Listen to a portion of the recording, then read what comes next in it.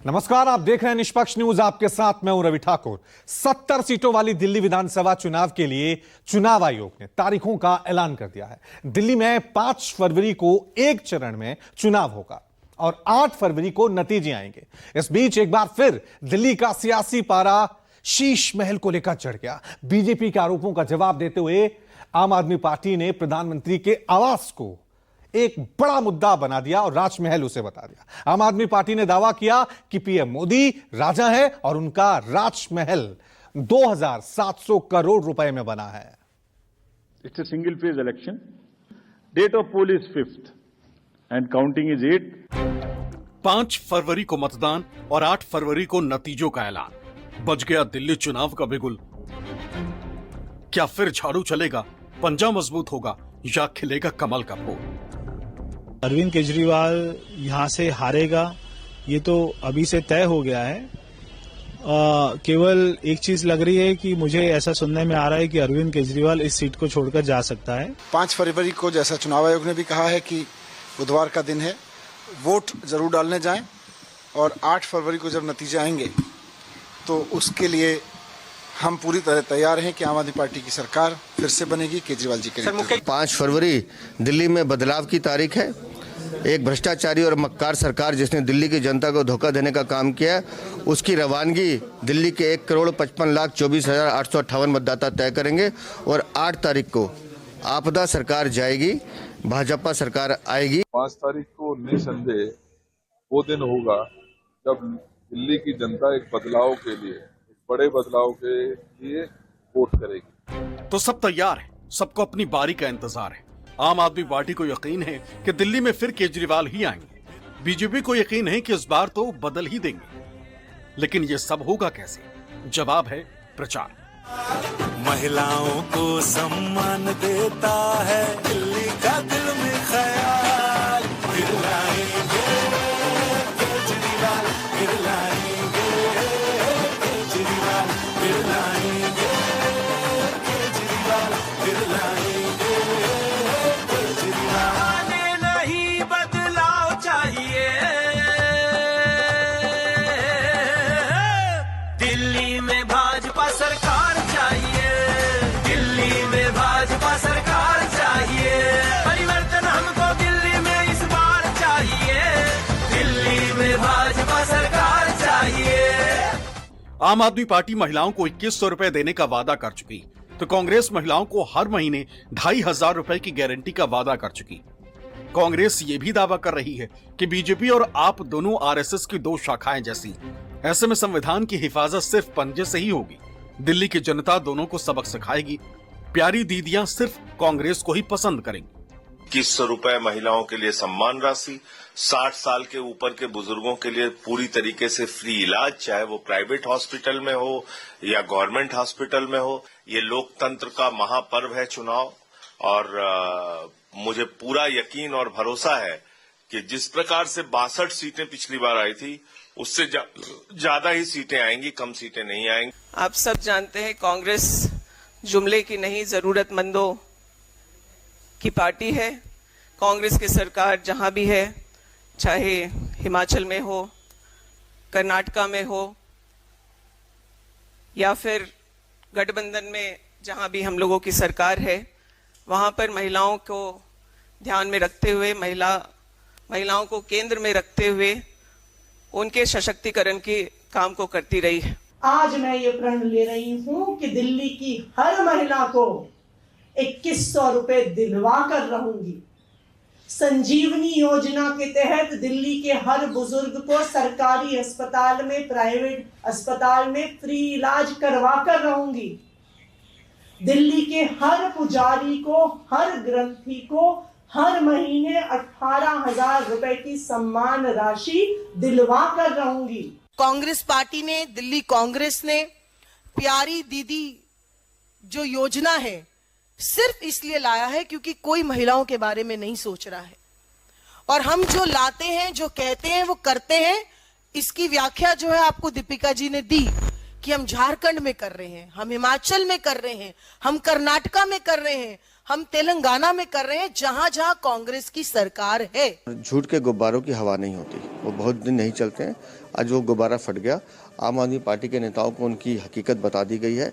दिल्ली में 5 तारीख का दिन होगा, वो बदलाव का दिन है।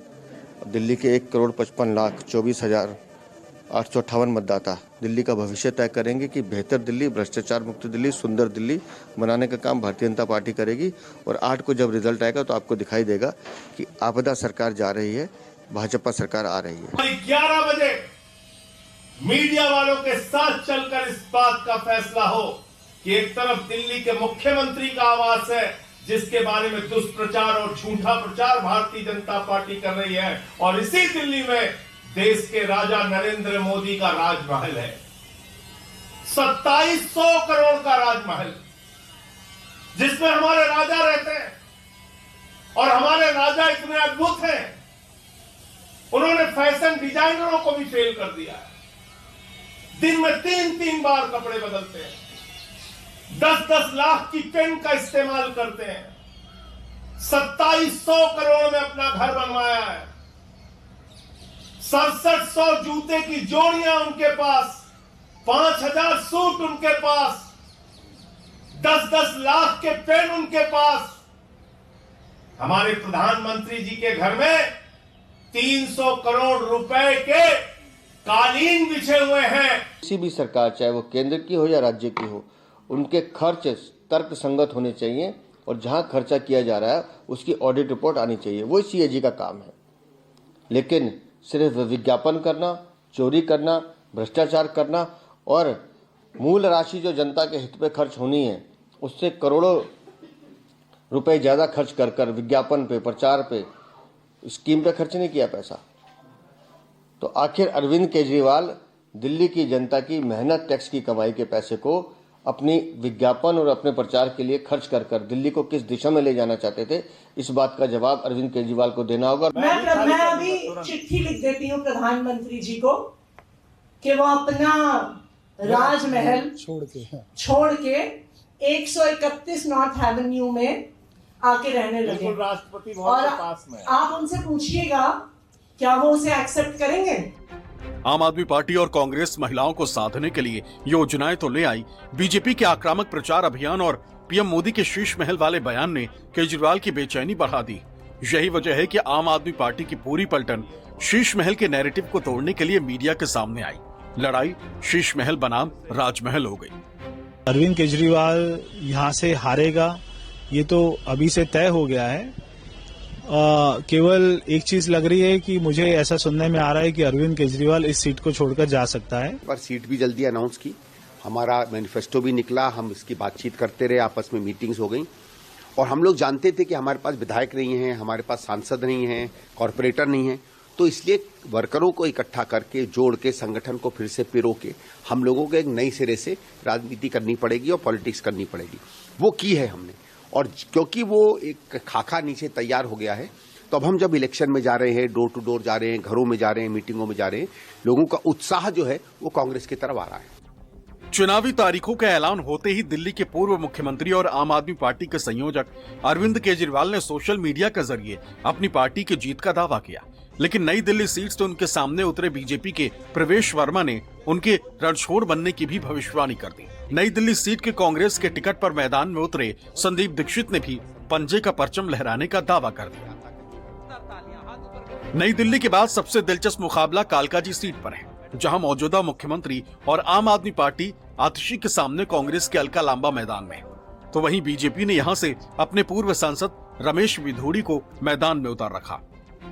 3 महीने पहले, एक बार पहले भी आपने मुझसे मुख्यमंत्री आवास छीना था, मेरा सामान सड़क पर लाके फेंक दिया था। अपने सिर पर कफन बांध कर निकला है, दिल्ली वालों के लिए काम करने के लिए निकला है।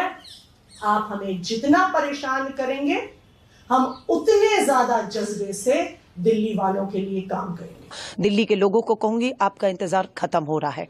आपकी परेशानियां, आप जिस भी जहरीली हवाओं में, जहरीला पानी, अपराध, महंगाई, बेरोजगारी से आपको कांग्रेस मुक्ति दिलाने जा रही है, और एक बुलंद मजबूत सरकार परमानेंट मुख्यमंत्री, टेम्परेरी नहीं, परमानेंट मुख्यमंत्री, परमानेंट सरकार, परमानेंट जो समस्याएं हो चुकी है उसका परमानेंट सॉल्यूशन कांग्रेस आपको देने जा रही है। दिल्ली को 11 साल केजरीवाल जी और 11 साल केंद्र में मोदी जी की सरकार है, दोनों की जुगलबंदी चल रही है और दोनों की जुगलबंदी के बीच में दिल्ली पिस रही है। जनता उस दिन यमुना की सफाई के लिए, दिल्ली में महिला की सुरक्षा के लिए, भ्रष्टाचार से मुक्ति दिलाने के लिए एक दूसरे के ऊपर केजरीवाल जी और मोदी जी आरोप और प्रत्यारोप का खेल खेलते हैं। इससे मुक्ति दिलाने के लिए दिल्ली को, जो पुरानी राह पर दिल्ली थी शीला दीक्षित जी के टाइम पर और कांग्रेस के टाइम पर, तो दिल्ली को एक विकसित दिल्ली की ओर बनाने के लिए 5 तारीख को वोटिंग करेगी। एक अच्छी सरकार बनाइए, एक जो है हमारे बीच में ऐसी सरकार हो जो किसी से झगड़ा ना करे, केवल काम करे, विकास करे, मोदी जी के विजन को दिल्ली में लेकर आए, एक ऐसी सरकार बनाए। तो सभी को अपने दोस्त मित्रों के साथ में, रिश्तेदारों के साथ में वोट करने जाना चाहिए और सभी को इसमें पार्टिसिपेट करना। हालांकि दिल्ली के चुनावी दंगल का बिगुल फूंकते हुए चुनाव आयोग ने 2 टूक कहा है कि चुनाव स्वतंत्र और निष्पक्ष होंगे। लेकिन सवाल यह है कि अगर चुनाव आयोग निष्पक्ष है तो फिर महिलाओं के खिलाफ भद्दी टिप्पणियां करने वाले बीजेपी नेता रमेश बिधूड़ी के खिलाफ अब तक कोई कार्रवाई क्यों नहीं हुई? Bureau report, news 24।